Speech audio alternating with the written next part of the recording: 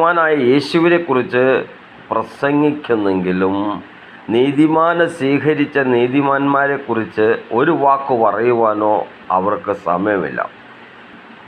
എന്നാൽ അബ്രാഹാമിനെ ദൈവം നീതിയും ന്യായവും നടത്തുവാനായിട്ട് തിരഞ്ഞെടുത്തു.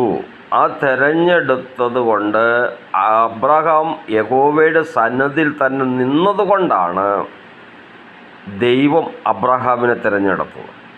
നീ ദൈവത്തിൻ്റെ സന്നിധിയിൽ തന്നെ നിൽക്കണം, നീ മാറിപ്പോകരുത്, നീ ഇടത്തോട്ടോ വലത്തോട്ടോ മാറരുത്.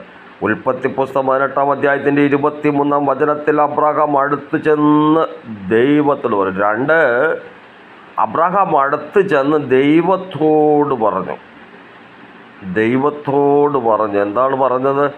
ദുഷ്ടനോടുകൂടെ നീതിമാനെയും നീ സംഹരിക്കുമോ? അപ്പം നീതിമാൻ പറയുന്നത് ദൈവം കേൾക്കുകയും ദൈവം അതിന് ഉത്തരം തരികയും ചെയ്യും. സൊദോം